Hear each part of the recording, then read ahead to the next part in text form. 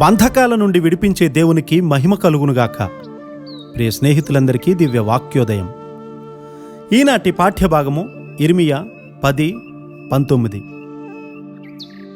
కటకటా నేను గాయపడి తిని, నా దెబ్బ నొప్పి పెట్టుచున్నది.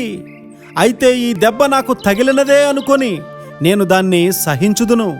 నా గుడారము చిరిగిపోయెను, నా త్రాళ్లన్నీయు తెగిపోయెను. తన స్వంత పిల్లలే తన గుడారాన్ని తృణీకరించారని దేవుడెంతో దుఃఖపడుతూ ఉన్నాడు. వారు అరణ్యంలో ఉన్నప్పుడు ఎక్కడికి వెళ్తే అక్కడికి తీసుకుని వెళ్లే గుడారాన్ని ఆరాధనా స్థలంగా నిర్మించుకునేవారు. దేవుని మాట ప్రకారమే దానిని నిర్మించారు. దేవుని నిబంధన మందసాన్ని దానిలో ఉంచేవారు.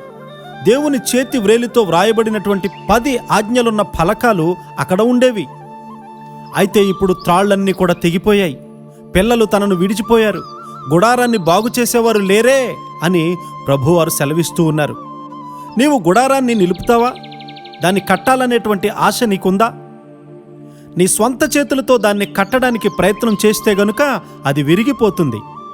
మానవ చేతులతో కాదుగాని విశ్వాసపు చేతులతో ఆ త్రాళ్లను లాగి కట్టగలరు. దానిలో ప్రవేశించిన వారందరూ కూడా దేవుని ఆత్మను దర్శించాలి. హృదయాందోళనను తగ్గించే ఆత్మ అక్కడ ఉండాలి. ఎవరు గుడారాన్ని నిలబెట్టగలరు? దేవుని భయము కలిగిన వారు మాత్రమే దానిని నిలవబెట్టగలరు. ఆరాధనా స్థలానికి ప్రార్థన లేకుండా వెళ్ళకూడదు.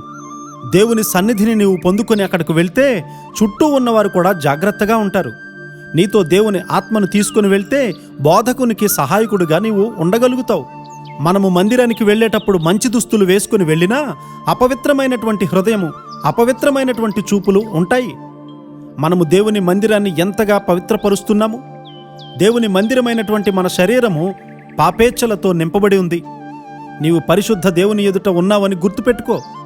జబ్బుగా ఉన్నటువంటి నీ బిడ్డ కొరకు కాదుగాని దారి తొలగిపోయినటువంటి నీ బంధువు కొరకు చేసే ప్రార్థన దేవుడు వింటాడని గుర్తుపెట్టుకో. మన ఆరాధనా స్థలాన్ని శక్తిపూరితమైన స్థలంగా మనమే చేయాలి. బోధకునిలో లోటులు చూడకూడదు. సంఘాన్ని బాగు చేయాలనుకున్న నీవు మొదట నిన్ను నీవు బాగు చేసుకోవాలి. పరిశుద్ధాత్మకు ఆలయముగా నీ శరీరము తప్పకుండా ఉండాలి. కాబట్టి బాగు చేసుకోవడానికి సందేహించకుండా దేవుడు నిన్ను ఎంతగా పరీక్షిస్తున్నాడో గమనించుకోవాలి. ఆయన సువార్త శక్తిని, ఆయన వాక్యపు సౌందర్యాన్ని చూస్తున్నటువంటి మనము ఎంతో ధన్యులం. దేవుని గుడారాన్ని కట్టడానికి ఆయన శక్తి మనలను నిలవబెట్టునుగాక. ఆమేన్.